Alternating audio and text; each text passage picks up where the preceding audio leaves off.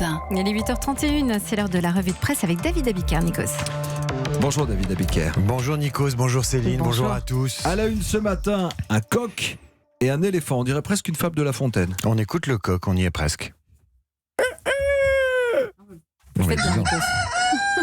J'ai essayé de combler le vide. Ouais, je préfère l'original. Qu'il est doux, non pas le chant du Nikos à l'aube, mais le chant du coq. Qu'elle sonne bien les cloches de nos églises, qu'elle meugle tendrement les vaches de nos pâturages. Le maire de Cajac en Gironde explique ce matin, Le Figaro entend protéger les bruits des zones rurales et veut qu'ils soient inscrits au patrimoine de l'UNESCO car ils font partie du patrimoine sonore de nos terroirs. À la une de ce même Figaro, un éléphant du Botswana dont le gouvernement vient de réautoriser la chasse, provoquant l'inquiétude des écologistes. Le chant du coq et l'éléphant du Botswana menacés nous invitent à enjamber les éditos qui ce matin n'ont qu'une obsession, l'affrontement électoral entre la République en marche et le Rassemblement national, alors qu'aujourd'hui et demain on marchera pour le climat et au lendemain du premier conseil de défense écologique, il reste encore dans la presse et ces élections européennes une place pour l'écologie. Et les journaux s'interrogent ce matin sur la sincérité des convictions écologiques du président. Dans le Républicain lorrain, Xavier Brouet se demande si les électeurs préféreront l'original ou la copie. En clair, si Jadot pourra imposer sa boutique écolo à gauche ou si l'enterrement hier du projet d'extraction aurifère en Guyane par le Conseil de défense écologique séduira les électeurs à 3 jours du scrutin européen. Comment faire le tri entre conviction et opportunisme politique, se demande Bernard Stéphan dans La Montagne. Et qui dit tri dit récupération. Difficile pour Philippe Marcassi de l'Est républicain de croire au virage écolo de Macron qui a fait sienne la cause de l'urgence climatique mais ressemble à un converti de la 25e heure. Pourtant, si vous lisez Le Monde, l'engagement écologique commence désormais au berceau ou presque. Naissance d'une génération climat, titre Le Monde, une génération qui aujourd'hui et demain mettra la pression sur les candidats aux élections européennes avec ses slogans du genre « Plus tard, je veux être vivant » ou encore « Je ferai mes devoirs quand vous ferez les vôtres ».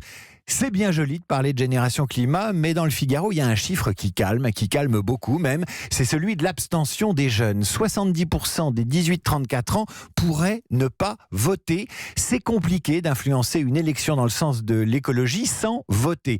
Ceci dit, les jeunes pousses vertes ont une excuse, beaucoup ont moins de 18 ans, ça n'aide pas à aller aux urnes. En tout cas, les jeunes, les plus jeunes viennent au secours de la planète et c'est à eux que s'intéresse une magnifique revue, c'est la revue Oui, demain. Les enfants à l'assaut du vieux monde, voilà un titre qui plaira à Macron, l'écologiste en transition, comme l'appelait il y a quelques jours Pascal Canfin, qui vient de quitter ce studio. Flore Vasseur, essayiste et documentariste, prépare avec Marion Cotillard un film sur les activistes de moins de 18 ans. Les activistes de moins de 18 ans, 85% de cette génération ne vit pas en Occident, explique-t-elle à Oui Demain. Elle vit là où le monde subit les guerres, les migrations climatiques ou les catastrophes écologiques. Ces jeunes ont par ailleurs une très grande capacité à se connecter entre eux, savent utiliser les médias qui les utilisent aussi, et contrairement à leurs aînés, ils savent s'amuser en militant. Parmi eux, Marie Fine, 17 ans, secouriste sur l'Aquarius. Mohamed Aljoun, 12 ans, qui crée une école pour les réfugiés. Memory Banda, 15 ans, lutte contre le mariage des mineurs au sud Malawi. Melati et Isabelle, 12 et 10 ans, en guerre contre les déchets plastiques à Bali. Ou encore Matsuki Kamoshita, 16 ans, voit des enfants de Fukushima. Jeunes ambassadeurs de la catastrophe climatique, enfants passeurs de messages ou intervieweur de président, tel le youtubeur Hugo Travers, 22 ans, qui lui interviewera ce soir le président de la République sur les enjeux de l'élection européenne. On a toujours besoin d'un jeune ou d'un enfant pour dire combien on est déterminé à changer le monde. Dernier exemple dans le Paris Match, paru mercredi, avec Louis, fils du prince William et de Kate Middleton. Louis photographié pour la première fois depuis son baptême dans un jardin éphémère, pensé par la duchesse de Cambridge pour inciter les Anglais à prendre l'air. Rien ne vaut un bébé pour communiquer et rappeler que l'écologie est une valeur qui n'attend point le nombre des années.